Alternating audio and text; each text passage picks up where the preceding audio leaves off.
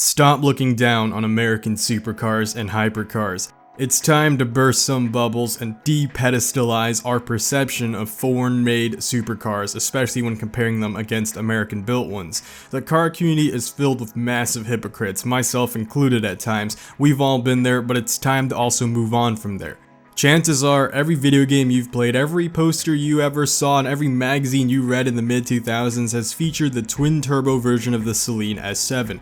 This car is widely regarded by most Americans as our first hypercar. The Saleen S7 used a Ford 7-liter V8 that made 750 horsepower, made it to a 6-speed manual and rear-wheel drive setup. The S7 managed to break 248 miles per hour with that kind of power and gearing. Sure, this car may not be world record-breaking Bugatti fast, but it was just 5 miles an hour shy from the Bugatti's record. Let that sink in. A quad-turbo, 64-valve quad camshaft, 8-liter W16 made it to one of the world's first 7-speed dual-clutch transmissions that was designed by Volkswagen Auto Group, which consists of over 10 freaking companies and multiple countries, almost lost to one Mustang tuner boy, who was using a car with less displacement, twice as less cylinders, twice as less turbos, infinitely less resources, but a whole lot more passion.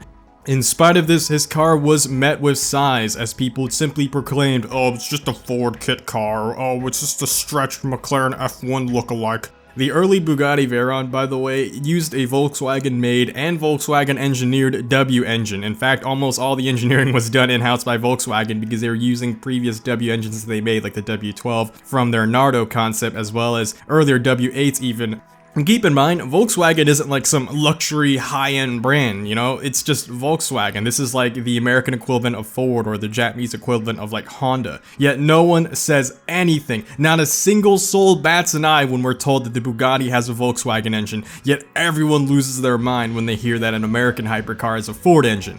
We'll touch up more about this hypocrisy later in the video. For now, let's just keep on with American cars. So, SSC, they would step out of nowhere in 2008. They would beat the Bugatti Veyron using their Ultimate Aero and force Bugatti to make a super sport model just to take the title back. Then, SSC went silent and they just disappeared as quickly as they came. Of course, to us viewers watching in 2020 and beyond, we now know what was the reason they went silent for. It was to secretly develop the Tuatara. But to all of us back in 2010, we kind of just were like, oh, I guess they went bankrupt like Saleen did.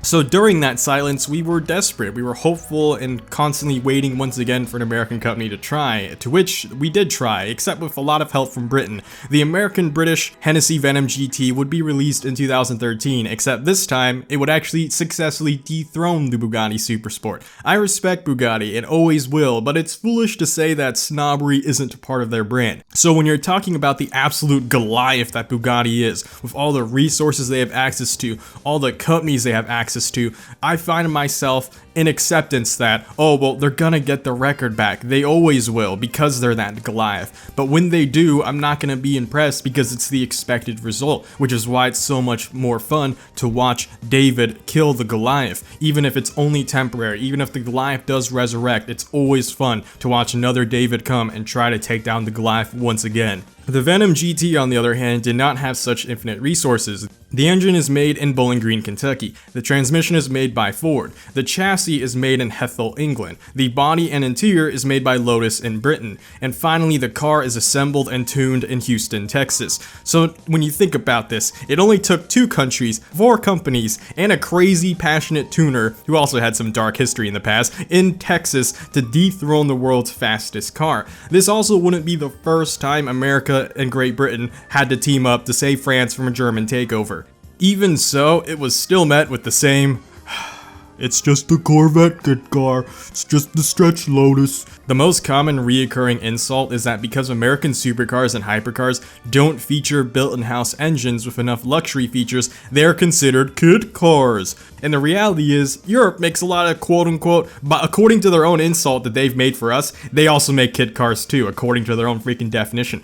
But it's just swept under the rug when we talk about it. Like, that's part of the reason why I never contest it, because I feel like there's some secret car enthusiast Illuminati from Europe that's gonna exile me to oblivion if I ever speak ill of their exotics. But guess what I'm gonna do? I'm gonna finally speak ill of their not even speak ill, just speak the truth. This is just the truth behind their exotics. Starting off with Pagani, a company known for making multi-million-dollar works of arts that prominently feature Mercedes-AMG engines. The Zonda, which is considered a supercar, just uses the Mercedes-AMG engine. The Huayra, which is its successor and is even considered a hypercar, still just uses a Mercedes-AMG engine. And that bought used, you can get that engine for cheaper than a Honda Accord. It's just typical elitism. That's what's protecting it. My favorite one is when they say, well, Mercedes is still a luxury company, so by using their engine, it's not a cheap kit car. Since unlike Ford engines, Mercedes engines are expensive and better.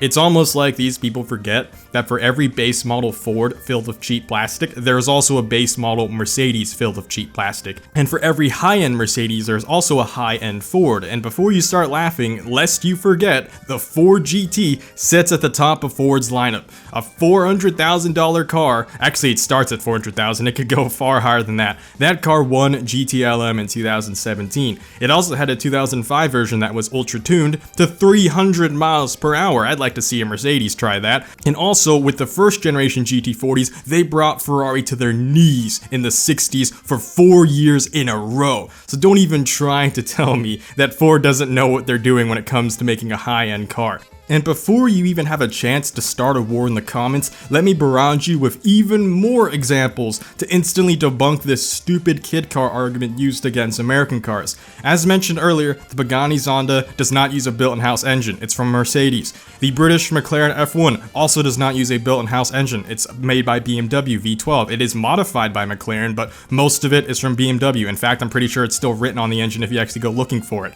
It also uses $5 bus taillights, and that's not speculation, that's actually confirmed. The part number that you can look up for those taillights matches the same part number from the bus company it was sourced from. This also applies to the Pagani Zonda I mentioned earlier. The Italian Lamborghini Diablo shares an engine with the American Vector M12, and also uses the same bus taillights the Zonda and F1 does, and also uses Nissan 300ZX headlights, and it also shares its chassis with the Cizeta V16T. So much for bespoke Italian design. Don't get me wrong, the Diablo is one of my favorite Lamborghinis of all time, but it's put on such a stupidly high and undeserved pedestal. It was honestly made during one of Lamborghini's darkest moments in their history, where they were constantly predatorized by many different companies and just juggled around into financial uncertainty. I've made a history video about it if you ever want to actually learn about how this car was really just a dark time for them. Moving along though, the Italian manufacturer Di Tommaso uses Ford engines. The $500,000 GTA Spano uses the Dodge Viper's V10. The Alfa Romeo Zagato TZ3 Stradale not only uses the Dodge Viper engine, but also the chassis as well. The Denmark-made Zenvo ST1 uses the Chevrolet Corvette LS7. The $2 million British Arash AF10 uses a LT4 Corvette Z06 engine. The Italian-made Mazzanti Avantra started off using Corvette engines. The British-made $100,000 Lotus Evoras used Toyota Camry engines. The $200,000 Bulgarian Sin R1 uses an LS3 Corvette engine. The Vencer Sarf, also a Corvette engine. The Koenigsegg, a Corvette engine. The Arner Husaria, Corvette engine. The Luger 148, Corvette engine. Savage Rivale, Corvette engine. Alright, look, even the Koenigsegg, alright? The Swedish hypercar manufacturer known for making multi-million-dollar built-in-house bespoke masterpieces. Wanna know what engine they started off with? Go on, guess.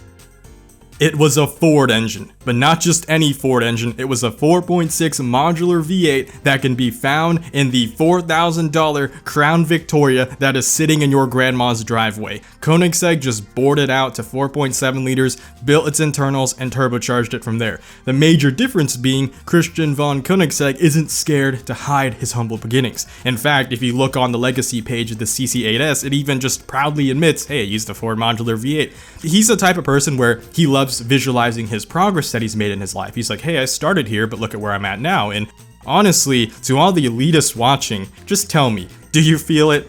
Do you feel all that hypocrisy burning inside of you? All those years that you've called American Supercars glorified kit cars for borrowing Ford and other engines that aren't made in-house, yet your favorite company has been doing the exact same thing all these years. The biggest irony is that not only have exotic European cars been doing this for many decades, they're also using non-built-in-house engines that most of the times are also from America.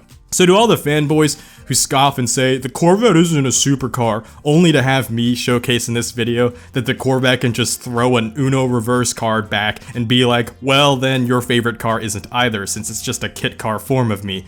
I'm genuinely tired of people calling American Supercars kit cars, when in fact they are just massive hypocrites, because the cars that they love and adore are also borrowing engines instead of making them in-house, and even so, they're also borrowing American-made engines in most of the cases, which is just hypocrisy at its finest. In the same way some of the most expensive watches in the world will borrow movements from more affordable watch companies like Seiko, such is the reality with cars too, and heck, even with other technology, phones will do the same thing also. In truth, you're just paying for the brand, and with that brand comes an image, and if that image becomes so strong, people completely forget what was hiding behind it the whole time. The Corvette!